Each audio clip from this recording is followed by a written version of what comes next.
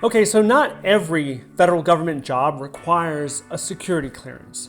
You can tell when you're applying on usajobs.gov, you can see clearly if you need one, and if you do need one, what type do you need? Now, if you need a security clearance, you're gonna have to fill out this form, and it's over 100 pages. And throughout that form, it's going to ask you questions about who you knew 7 years ago. Say you were living in Iowa 7 years ago.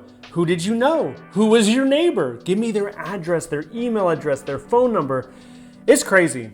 And you're probably gonna spend a lot of time on social media trying to track people down in your past to get information from them. Now, of course, this comes with a background check. If you're talking about clearances, secret clearance, you will need a background check. But it's not just the secret clearance that requires background check. Pretty much every federal employee requires a background check. And this is for non-sensitive positions, public trust positions, and national security positions. So with the national security positions, this is where we're talking about confidential, secret, top secret. And if it's at the Department of Energy, we're talking about L and Q clearances.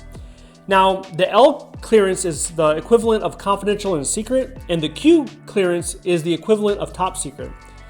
Now, each one of these clearances, they have a time span in which they'll expire, and then you have to do it again. So with confidential, it's 15 years, secret is 10 years, and top secret is 5 years. Now, the federal agencies you will find that require clearances, we're talking about anything that involves national security. So the Department of Energy is one, Department of Defense, Department of Homeland Security, FBI, CIA, NSA, all of those type of agencies, they will probably require you to have a clearance.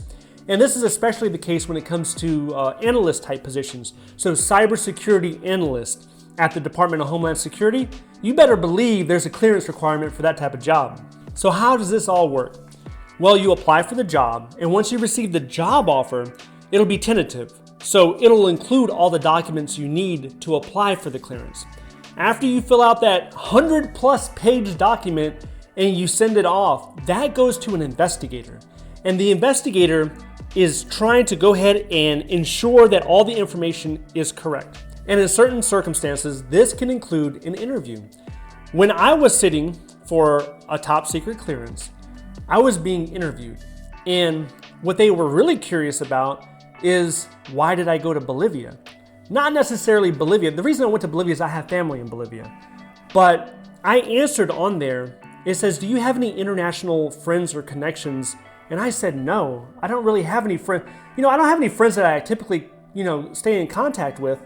But then they asked me, well, you went to Bolivia? And I'm like, yeah, who'd you stay with? And I was like, well, I stayed with my aunt. You're not friends with your aunt? I said, am I friends with my aunt? I guess I'm friends with, she let me stay over, so I guess I'm friends with my aunt. So I was like, yeah. I said, okay, so you marked no, so why did you lie? I said, why did I lie? I don't think I lied. Oh, I got what you're saying. I get it. I should have marked yes, because I do stay in contact with some of my family in Bolivia. And that's just an example on what you could go through depending on the level of clearance that you're applying for. After that, you go ahead and you get your fingerprints, you do your fingerprints, you do some further background checks, and then all that information, that packet, will go to an adjudicator. And the adjudicator will have all the information about you. The interview, everything else will be laid out in front of them, and they will make the decision whether or not you qualify for a clearance. And then they'll send that information to your federal agency. And this whole thing can take quite a bit of time. So what exactly is the investigator and the adjudicator? What are they looking at to make their decision? There's a few key items, a few key things that they're looking for. And this includes foreign influence, your finances, criminal conduct, sexual behavior, drug and alcohol use, and your psychological condition. Basically, they want to know, are you a liability to the government? Will you disclose sensitive information to other people? And if you have addiction, right? If you have a drug or alcohol addiction, you can be persuaded. If your finances are not good, if you're in deep debt and you haven't been paying your bills, you probably can be bought. A lot of people can be bought. Now, if you look in the past, so many federal agents, federal employees, military people have sold information to foreign countries. Just look in the Army. There's a warrant officer who sold information to Russia.